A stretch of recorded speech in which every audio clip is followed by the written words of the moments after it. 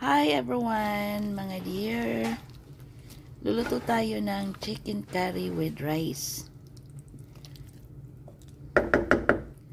So ito po yung mga ingredients niya.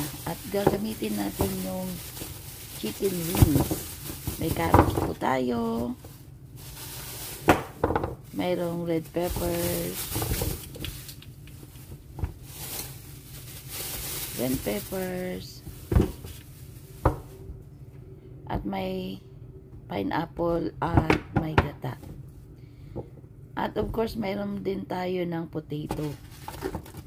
So, hiwawain lang natin ito. Before that, kailangan lang natin munang hugasan ng maigi.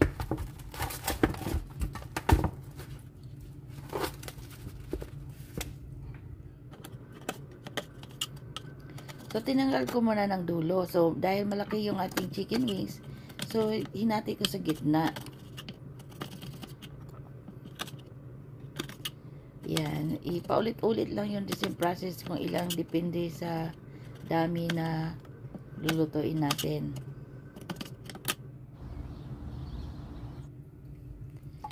So, ito na. Malinis na. So, hindi ko uubusin yung chicken wings kasi ang dami naman. So, mga siyam siguro ang ginawa ko dyan or 10.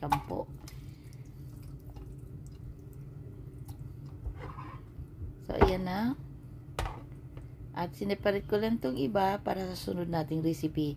Anyway, so tinimplahan natin ng paprika. Yung ground peppers.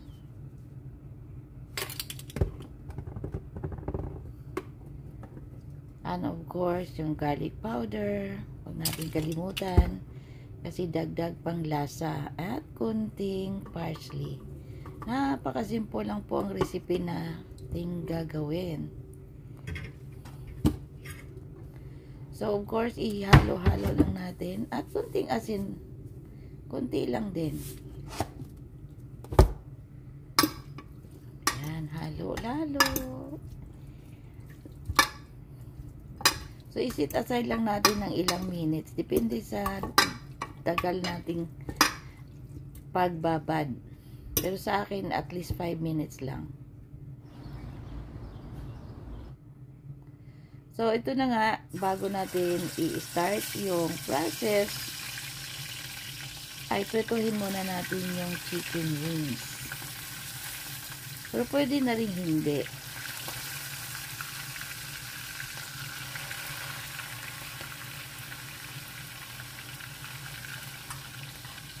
So, lutuin lang natin siya until mag-brown.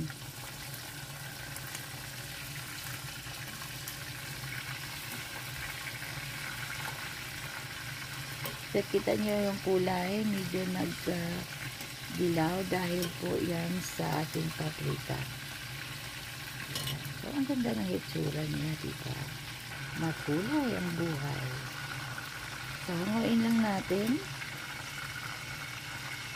At prituhin din natin yung iba.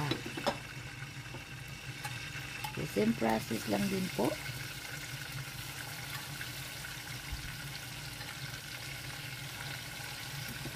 Maraming na ako nagawang chicken curry or beef curry. Ito naman ay different version. May rice siya. So anyway, mag-isa muna tayo ng bawang.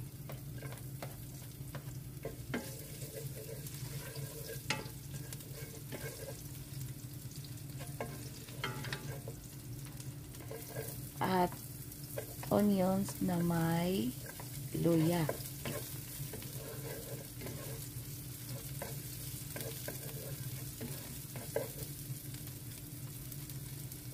Ayan yung luya. So, isunod lang din natin yung half ng piniprepare ko na peppers.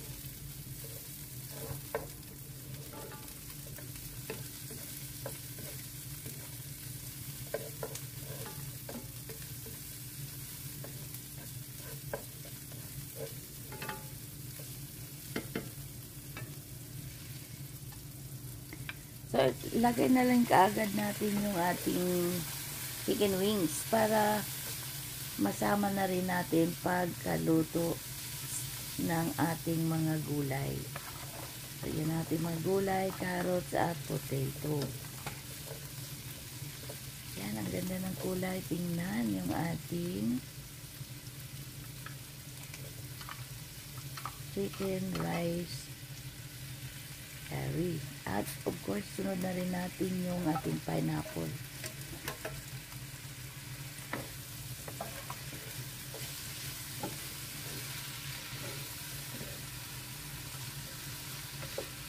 Napakasarap po nito mga dear.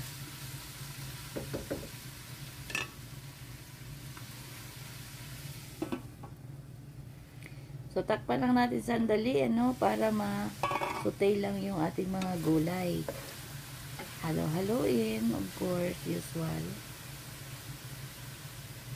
At isunod natin yung ating rice.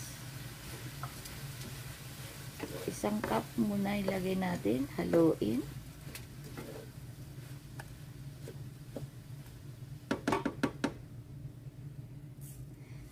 Another 1/2 cup. Haluin din ulit.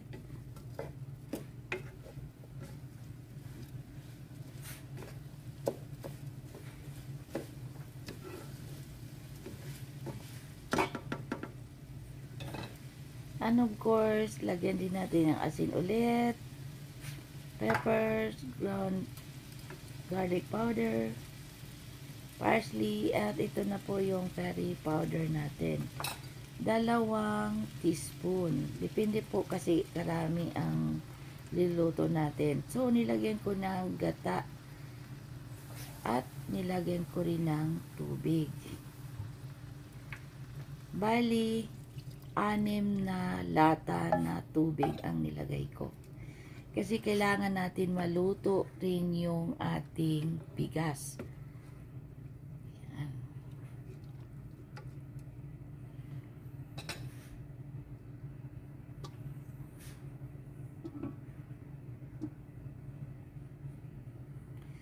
So, tinakpan ko yan hanggang maluto yung ating rice.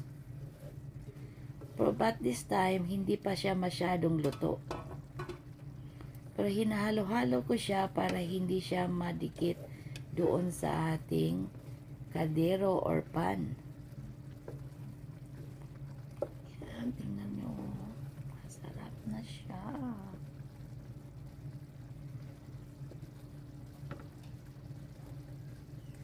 Ayan, hindi pa masyadong luto yung ating rice. So, tinakpan ko siya ulit at ito na, luto na siya. Lutong-luto na. Yan. Creamy and creamy siya kasi dahil sa ating gata. Kaya ko hindi siya inubos kanina yung ating mga peppers kasi gusto ko lagyan ulit siya ng fresh na hindi masyadong naluto, para mas lalo siyang mabango.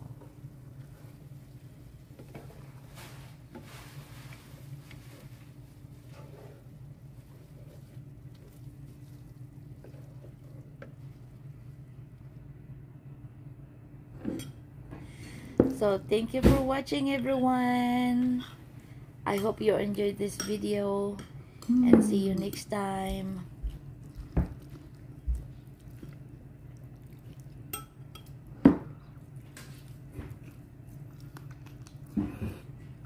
Is that full? Mm-hmm.